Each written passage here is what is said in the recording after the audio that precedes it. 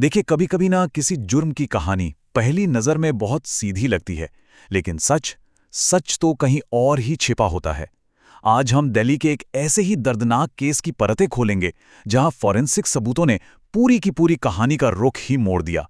ये कहानी है इस बात की कि कैसे विज्ञान ने एक पीड़ित को तब आवाज दी जब उनकी अपनी आवाज हमेशा के लिए खामोश कर दी गई थी। तो आज हम क्या क्या देखने वाले हैं। सबसे पहले बात करेंगे उस दुखद खोज की। फिर देखेंगे कि आरोपी कौन था और पुलिस का शुरुआती शक क्या था। इसके बाद हम उस ऑटोप्सी रिपोर्ट पर आएंगे जिसने एक खौफनाक सच सामने रखा।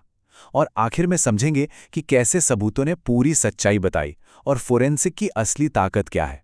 चलिए शुरू करते हैं। तो चलिए कहानी की शुरुआत करते हैं एक ऐसी खबर से जिसने दिल्ली के एक शांत माने जाने वाले इलाके में सनसनी फैला दी थी। ये बात है दक्षिण दिल्ली के अमर कॉलोनी इलाके की। तारीख थी 24 नवंबर। पुलिस को एक घर के अंदर एक महिला की लाश मिली और पहली नज़र में ही ये साफ था कि मामला हत्या का है। जिनकी मौत हुई उनकी पहचान हुई 53 साल की शशि के तौर पर। वो एक सरकारी स्कूल में प्रिंसिपल थीं, समाज में उनका काफी सम्मान था और वो अपने घर में अकेली ही रहती थीं। जाहिर है उनकी इस तरह से मौत की खबर ने सबको हैरान कर दिया। पुलिस ने भी फुर्ती दिखाई और बहुत जल्द एक संदिग्ध को गिरफ्तार कर लिया और इसकी बात तो ऐसा लगा कि मामला बस सुलझ ही गया है। अगले ही दिन यानी 25 नवंबर को पुलिस ने 35 साल के नीरज साकी को गिरफ्तार कर लिया। अब ये नीरज कौन था? वो पहले शशि के घर पर ही काम करता था, एक घरेलू सहायक के तौर पर। तो जाहिर है वो घर और शशि के रूटीन से अच्छी तरह वाकिफ था। तो पुलिस की पहली थ्योरी क्या बनी? सीधी सी बात है, लूट के लिए मर्डर।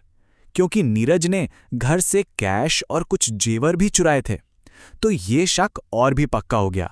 मामला एकदम एकदम सीधा साधा लग रहा था, है ना? पर असली कहानी वो तो अभी सामने आनी बाकी थी। और यहीं पर इस पूरी कहानी में एक बहुत बड़ा मोड़ आता है।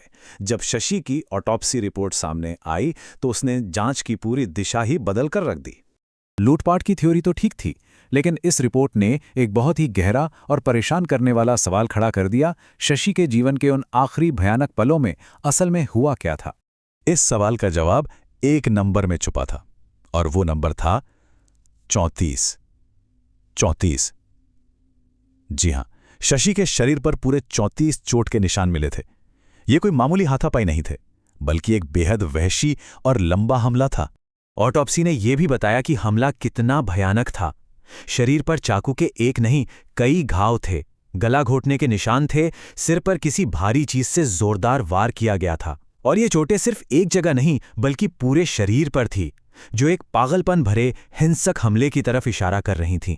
और इन चोटों से एक और सच सामने आया कि शशि ने आसानी से हार नहीं मानी थी।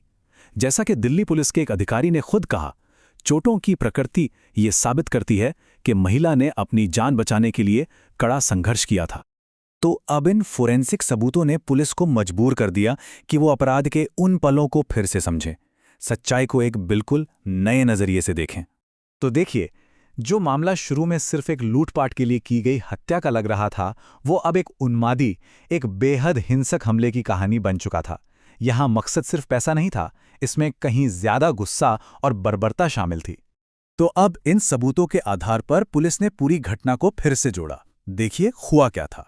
दोपहर करीब 2 बजे नीरज घर में घुसता है। शशि उसे पहचान लेती हैं और वहीं पर हाथापाई शुरू हो जाती है।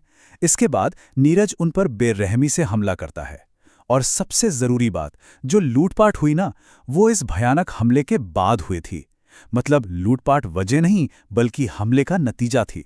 ये पूरा मामला इस बात का एक बहुत बड़ा सबूत है कि फॉरेंसिक साइंस इंसाफ दिलाने में कितना जरूरी किरदार निभाता है। तो आखिर ये ऑटोप्सी रिपोर्ट इतनी अहम क्यों साबित हुई? क्योंकि इसने शशि के उस आखिरी संघर्ष की कहानी सबको बताई। इसने जुर्म की असली वहशी शक्ल को बेनकाब किया। इसने सिर्फ लूटपाट वाली आसान थ्योरी को गलत साबित किया और ये पक्का किया कि अदालत के सामने आधा अधूरा नहीं बल्कि पूरा सच पेश किया जाए। और ये मामला हमें एक बहुत अहम सवाल के साथ छोड़ जाता है कि जब कोई पीड़ित खुद बोलने के लिए मौजूद ना हो तो ये कैसे तय हो कि पूरी सच्चाई सुनी जाए? इस केस में इसका जवाब विज्ञान ने दिया। यह हमें याद दिलाता है कि सच अक्सर सतह के नीचे ही छिपा होता है और उसे बाहर लाने के लिए कभी-कभी सबूतों की खामोश आवाज को सुनना बहुत जरूरी हो जाता है।